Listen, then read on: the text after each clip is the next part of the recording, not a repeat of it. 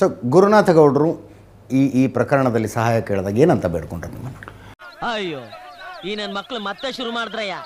ಗುರುನಾಥ ಗೌಡರು ಕೇಳ್ಕೊಂಡಿದ್ದಿಷ್ಟೇ. ಅವಾಗ ಒಂದೇನಾಯಿತು, ಈ ಗುರುನಾಥ ಗೌಡರ ಮನೆಗೆ ಸುಲ್ಪಿ ತುಳಜಪ್ಪ ಸುಲ್ಪಿ DYSP ಇವರು ವಿನಯ್ ಕುಲಕರ್ಣಿ ಮತ್ತು ಗುರುನಾಥ ಗೌಡರ ಮಧ್ಯೆ ಸಂಧಾನಕ್ಕೆ ಬರ್ತಾರೆ. ಇವರು ಒಂದು ವಾರದಿಂದ ಅದನ್ನು ಪ್ರಯತ್ನ ಮಾಡ್ತಾ ಇರ್ತಾರೆ. ಇವರು 2017 ಸೆಪ್ಟೆಂಬರ್ನಲ್ಲಿ ನಡೆದಾಗ ಏನಾಗುತ್ತೆ, ಅಲ್ಲಿವರೆಗೂ ಗುರುನಾಥ ಗೌಡರು ಎಲ್ಲೂ ಕೂಡ ಓಪನ್ ಆಗಿ ಈ ಹೋರಾಟದಲ್ಲಿ ಭಾಗಿಯಾಗಿರಲಿಲ್ಲ. ಅಲ್ಲಿವರೆಗೂ ಮಲ್ಲಮ್ಮ ಮಾತ್ರ ಜೊತೆಗೆ ನಿಂತಿದ್ಲು. ಸೊ ಆವಾಗ ಏನು ಅವರು ಕೇಳ್ಕೊಂಡು ಬರ್ತಾರಲ್ಲ, ಕೇಳ್ಕೊಂಡು ಬಂದಾಗ ಗುರುನಾಥ ಗೌಡರಿಗೆ ಡೌಟ್ ಆಗಕ್ಕೆ ಸ್ಟಾರ್ಟ್ ಆಗುತ್ತೆ. ಅವ್ರು ಯಾರೋ ಅವ್ರ ಜೊತೆ ಎಲ್ಲ ಡಿಸ್ಕಷನ್ ಮಾಡಿರ್ತಾರೆ. ಅವರು ಸುಲ್ಪಿ ಭಾಳ ಬರಾಕತ್ತಾನ ನೋಡು, ಸುಲ್ಪಿ ತೊಗೊಂಡು ಹೋಗಿ ವಿನಯ್ ಕಡೆ ಕೊಟ್ಟು ಆಮೇಲೆ ನಿನಗೆ ಏನಾದರೂ ಪ್ಲ್ಯಾನ್ ಮಾಡಿ ನೀನು ಎನ್ಕೌಂಟರ್ ಮಾಡಿ ಬಿಡಬಾರದು ಅಂತೇಳಿ. ಯಾಕಂತ ಕೇಳಿದರೆ ಅದಕ್ಕಿಂತ ಪೂರ್ವದಲ್ಲಿ ಅವ್ರ ಮನೆಯಲ್ಲಿ ಒಂದು ಪಿಸ್ತೂಲನ್ನು ಇಟ್ಟು, ಪೊಲೀಸ್ ಅಧಿಕಾರಿಗಳೇ ಪಿಸ್ತೂಲನ್ನು ಇಟ್ಟು, ಇವನು ಕೇಕಲ್ಲಿ ಪಿಸ್ತೂಲ್ ಇಟ್ಟು ಏನು ಆರೋಪಿತರಿದ್ರು 6 ಜನ, ಅವರನ್ನು ಕೊಲಸಾಕಿ ಜೈಲಲ್ಲಿ ಪ್ಲ್ಯಾನ್ ಮಾಡಿದಾನೆ ಅಂತೇಳಿ ಒಂದು ಸೃಷ್ಟಿ ಮಾಡಿ ಒಂದು ಕೇಸನ್ನು ಫಿಟ್ ಮಾಡಿ ಅವನನ್ನು 6 ತಿಂಗಳು ಜೈಲಿಗೆ ಕಳಿಸ್ಬಿಟ್ಟಿರ್ತಾರೆ ಸರ್. ಈ ತರ ಒಂದು ಮ್ಯಾಟ್ರೇ ನಮಗೆ ಗೊತ್ತಿಲ್ವಲ್ಲಣ್ಣ. ಸೊ ಅವಾಗ ಇವ್ರಿಗೆ ಅವಕಾಶ ಸಿಕ್ಕಿರಲಿಲ್ಲ. ಅವನು ಕೋರ್ಟಿಗೆ ಸರೆಂಡರ್ ಮಾಡಿದ್ದ. ಓಕೆ, ಗುರುನಾಥ ಗೌಡ ನೇರವಾಗಿ ಕೋರ್ಟಿಗೆ ಸರೆಂಡರ್ ಮಾಡಿದ್ರಿಂದ ಅವಕಾಶ ಸಿಕ್ಕಿರಲಿಲ್ಲ. ಇಲ್ಲಾಂದ್ರೆ ಅವತ್ತು ಗುರುನಾಥ ಗೌಡರು ಸರೆಂಡರ್ ಮಾಡಿರಲಿಲ್ಲ, ಪೊಲೀಸರ ಕೈಗೆ ಸಿಕ್ಕಿದ್ರೆ ಎನ್ಕೌಂಟರ್ ಆಗೋನೇ ಅವತ್ತು. ಅವ್ರದ್ದು ಅದು ಪ್ಲ್ಯಾನ್ ಇತ್ತು ಅವ್ರದ್ದು. ಅಂದ್ರೆ ಅವನೊಬ್ಬ ಮುಗಿದು ಬಿಟ್ಟರೆ ಈ ಮ್ಯಾಟರ್ ಕ್ಲೋಸ್ ಅಂತಿತ್ತು ಅವ್ರಿಗೆ.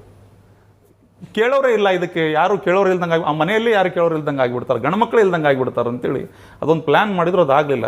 ಅದು ಗುರುನಾಥ ಗೌಡರ ತಲೆಯಲ್ಲಿತ್ತು. ತುಳಜಪ್ಪ ಸುಲ್ಪಿ ಬಂದಾಗ ಗುರುನಾಥ ಗೌಡರು ನನ್ನ ಸಂಪರ್ಕ ಮಾಡಿದರು, ಇಲ್ಲ ನಿಮ್ಮ ಹತ್ರ ನಾನು ಮಾತಾಡಬೇಕು ಅಂತೇಳಿ. ಸೊ ನಾನು ಗೌಡ್ರೆ ನೀವೇನು ಬರೋದು ಬೇಡ, ನಾನು ಒಂದು ಸಾರಿ ನಿಮ್ಮ ತೋಟಕ್ಕೆ ಬಂದು ಹೋಗ್ತೀನಿ. ಅಲ್ಲಿವರೆಗೂ ನಾನು ಯಾವತ್ತೂ ಅವ್ರ ತೋಟಕ್ಕೆ ಹೋಗಿರಲಿಲ್ಲ. ಹೋದಾಗ ಅವ್ರು ನನ್ನ ಹತ್ರ ಒಂದು ಅರ್ಧ ಗಂಟೆ ಎಲ್ಲ ವಿಷಯಗಳನ್ನು ಮಾತಾಡಿದರು. ಆಲ್ಮೋಸ್ಟ್ ಅವಾಗ ಮಲ್ಲಮ್ಮ ಯೋಗೇಶ್ ಗೌಡರವರು ಈ ಪ್ರಕರಣದಿಂದ ಹಿಂದೆ ಸರಿದಾಗಿತ್ತು. ಅವಾಗ ತುಳಜಪ್ಪ ಸುಲ್ಪಿ ಅವರು ಯಾವ ದಿವಸ ಮಲ್ಲಮ್ಮ ಯೋಗೇಶ್ ಗೌಡರ ಸಾಕ್ಷಿ 4ನೇ ಹೆಚ್ಚುವರಿ ಜಿಲ್ಲಾ ಸತ್ರ ಹೆಚ್ಚುವರಿ ನ್ಯಾಯಾಲಯದಲ್ಲಿ ಅವ್ರ ಸಾಕ್ಷಿ ಇತ್ತು, ಅವತ್ತೇ ಬೆಳಿಗ್ಗೆ ಬಂದಿದ್ರು ಅವರು. ಸೊ ಅವಾಗ ನಮಗೆ ಅವ್ರ ಸಾಕ್ಷಿ ಮುಗಿದಿತ್ತು.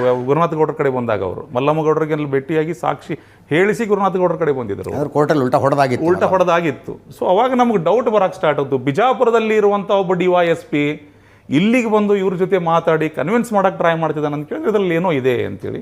ಆಮೇಲೆ ಗುರುನಾಥ ಗೌಡರು ಹೇಳಿದರು, ಇಲ್ಲ ವಿನಯ್ ಕುಲಕರ್ಣಿನ ಭೇಟಿ ಮಾಡಿಸಕ್ಕೆ ನನ್ನ ಪ್ರಯತ್ನ. ಭೇಟಿಯ CCTV ದೃಶ್ಯಗಳನ್ನು ನಮ್ಮ ಸ್ಕ್ರೀನ್ ಮೇಲೆ ನೀವು ನೋಡ್ತಾ ಇದ್ದೀರಿ. ಇದರಲ್ಲಿರುವಂಥವ್ರು ಒಬ್ಬರು ಗುರುನಾಥ ಗೌಡ, ಇನ್ನೊಬ್ಬರು DYSP ಸುಲ್ಪಿ. ಎಸ್. ಸೊ ಆವಾಗ ಅವ್ರು ಹೇಳಿದ ತಕ್ಷಣ ನಾನೇನು ಮಾಡ್ತೀನಿ, ಗುರುನಾಥ ಗೌಡರಿಗೆ ಇಮ್ಮಿಡಿಯೇಟಾಗಿ ಅವತ್ತೇ ರಾತ್ರಿ ಗುರುನಾಥ ಗೌಡ್ರು ನಾನು ಹೇಳಿದೆ, ಗೌಡ್ರೆ ನೀವೇನು ಮಾಡ್ಬೇಕಂತೀರಿ? ಗುರುನಾಥ ಗೌಡರು ನನಗೆ ಏನು ತಿಳಿತಾ ಇಲ್ಲ, ಇವ್ರಂತೂ ನಾನು ಎನ್ಕೌಂಟರ್ ಮಾಡ್ಬೇಕಂತ ಅವಾಗಲೇ ಪ್ಲ್ಯಾನ್ ಮಾಡಿದ್ರು, ಈಗ ಮತ್ತೊಮ್ಮೆ ನಾನು ಮೋಸ ಹೋಗಬಹುದು ಅಂತ ಗುರುನಾಥ ಗೌಡರು ಹೇಳಿದರು.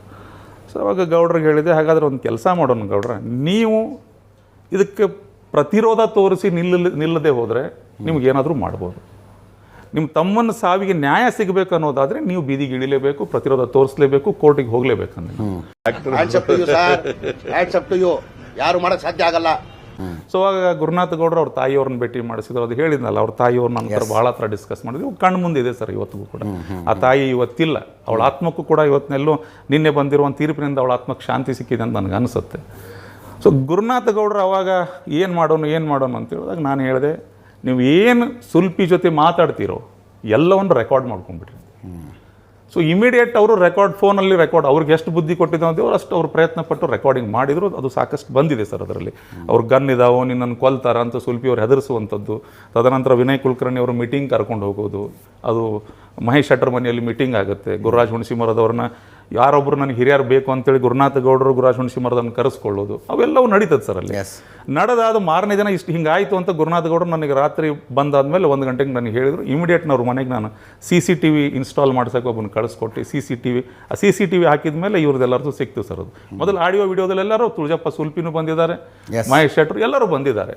ಸೊ ಅಲ್ಲಿಂದ ಗುರುನಾಥ ಗೌಡರು ಈ ಹೋರಾಟದಲ್ಲಿ ನಮ್ಮ ಜೊತೆ ಸೇರ್ಕೊಂಡಾದ್ಮೇಲೆ ಏನು ಮಾಡಬೇಕು ಅನ್ನೋದು ನಮಗೂ ತಿಳಿಲಿಲ್ಲ. ಮಲ್ಲಮ್ಮ ವಾಪಸ್ ಹೋಗಿದ್ದರಿಂದ ನಮ್ಮ ವಕೀಲರು ದೀಪಕ್ ಶೆಟ್ಟರು ಒಂದು ಸಲಹೆ ಕೊಟ್ಟರು, ನೋಡ್ರಿ ಈ ಹೋರಾಟ ಮುಂದುವರೆಸಬೇಕು ಅನ್ನೋದಾದರೆ ಒಂದು ಮಲ್ಲಮ್ಮ ಜೊತೆ ಬಂದು ನಿಲ್ಲಬೇಕು, ಇಲ್ಲ ಮಲ್ಲಮ್ಮ ನಿಲ್ಲಂಗಿಲ್ಲ ಅಂತ ಕೇಳಿದ್ರೆ ಗುರುನಾಥ ಗೌಡರ ತಾಯಿ ನಿಲ್ಲಲೇಬೇಕು, ಇದು ಗೆಲ್ಲಬೇಕು ಅನ್ನೋದಾದರೆ ಅಂತೇಳಿ.